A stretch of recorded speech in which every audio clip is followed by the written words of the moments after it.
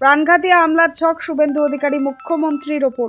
বেচতে দিল এসটিএফ। পশ্চিমবঙ্গে বড়সড় সাফল্য স্পেশাল ট্যাঙ্ক ফোর্স বা এসটিএফ এর। পূর্ব বর্ধমানের বর্ধমান শহরের রেনেসা হাউসিংয়ের অভিযান চালিয়ে গ্রেপ্তার করা হয়েছে হামিদ মণ্ডল নামে এক ব্যক্তিকে। এসটিএফ সূত্রের দাবি, ধৃতের নিষিদ্ধ জঙ্গি সংগঠন জইশ-ই মোহাম্মদের সঙ্গে যোগাযোগ রয়েছে। তদন্তকারীদের সন্দেহ কাশ্মীরের সাজ্জাদ ভাট গোষ্ঠীর সঙ্গেও তার যোগাযোগ ছিল। সবচেয়ে চাঞ্চল্যকর তথ্য, গোয়েন্দা সূত্রের দাবি অনুযায়ী ধৃতের কাছ থেকে উদ্ধার হওয়া কিছু নথিতে পশ্চিমবঙ্গের মুখ্যমন্ত্রী শুভেন্দু অধিকারীর গতিবিধি সংক্রান্ত তথ্য মিলেছে। সেই তথ্যের ভিত্তিতে তদন্তকারীরা খতিয়ে দেখছেন মুখ্যমন্ত্রীর ওপর হামলার কোনো সম্ভাব্য ছক ছিল কিনা। তবে এই বিষয়ে এখনও পর্যন্ত কোনো সরকারি সংস্থা হামলার পরিকল্পনা নিশ্চিত করেনি। গোপন সূত্রে খবর পেয়ে রেনেসা হাউজিংয়ে অভিযান চালায় এসটিএফ। সেখান থেকেই হামিদ মণ্ডলকে গ্রেপ্তার করা হয়। তার মোবাইল ফোন, ডিজিটাল ডিভাইস এবং অন্যান্য নথি বাজেয়াপ্ত করে ফরেনসিক পরীক্ষা করা হচ্ছে। তদন্তকারীরা এখন খুঁজে দেখছেন এই ঘটনায় আর কেউ জড়িত রয়েছে কিনা বা জঙ্গি নেটওয়ার্কের সঙ্গে ধৃতের যোগাযোগ কতটা বিস্তৃত।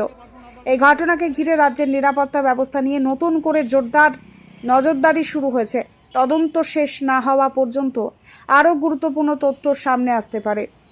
আরও বিস্তারিত খবর পেতে চোখ রাখুন A1 নিউজ বাংলার পর্দায়। বলুন, এমনি নরমাল বলুন।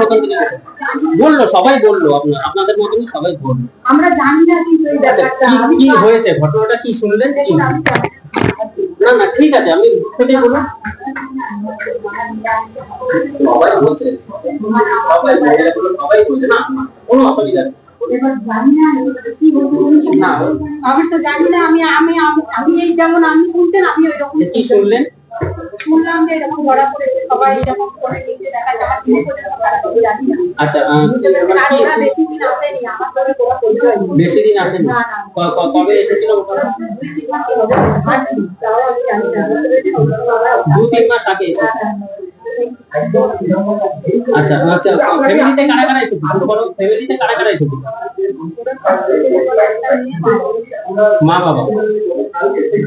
কাকে ধরেছে? শুধু একজনকে? আপনি কোথায় থাকেন? কি নাম আপনার? আমার মনে চক্রবর্তী। দেখুন, আমাকে ক্যামেরা সামনে